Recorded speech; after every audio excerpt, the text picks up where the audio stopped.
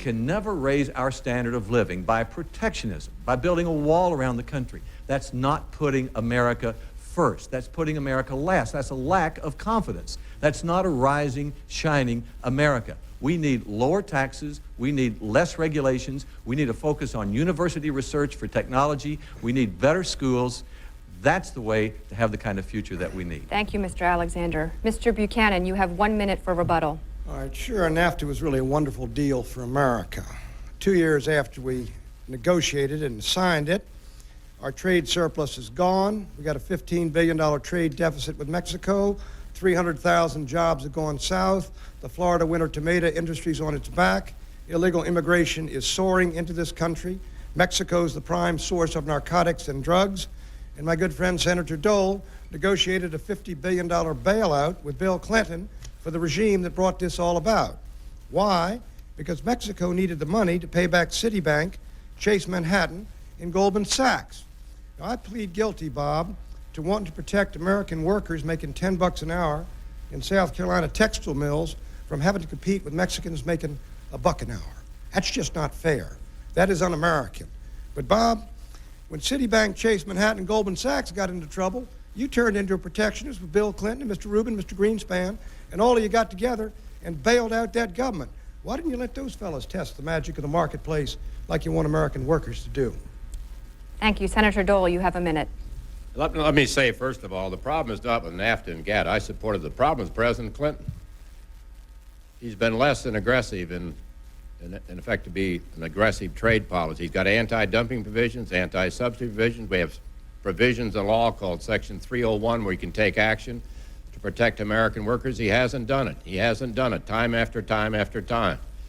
As far as the Mexican bailout is concerned, and of course this is a position, Pat Buchanan was a free trader not too many years ago, used to write about it, used to read his columns, but he's changed his mind. We ship about $3 billion in exports per month to Mexico. Creates a lot of jobs in America. Now, if we didn't have the Mexican, so-called Mexican bailout was recommended by the chairman of the Fed, Alan Greenspan, and others, because had we not done that, there would have been millions and millions of Mexicans coming across the border, would increased our costs for health care, education, and everything else. You talk about an illegal immigration flood, this would have been a flood. It's going to steady off. It's going to give it a little time to work. But if I'm the President of the United States, I'll use the weapons Congress gave me to make certain we get a fair deal in Mexico and the European countries. Let me give my answer here. Bob said all these illegal aliens are going to come across our border. They wouldn't come across the border if Pat Buchanan were President of the United States. I would have a security fence across all those areas of mass transit into this country. We would stop illegal immigration cold, because that is a constitutional duty of the President of the United States, to protect the borders of America and the states of America from foreign invasion.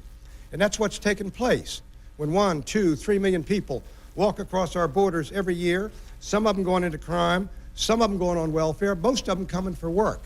Our immigration laws are being violated, and neither the Congress of the United States or the President of the United States are faithfully executing the laws of the United States.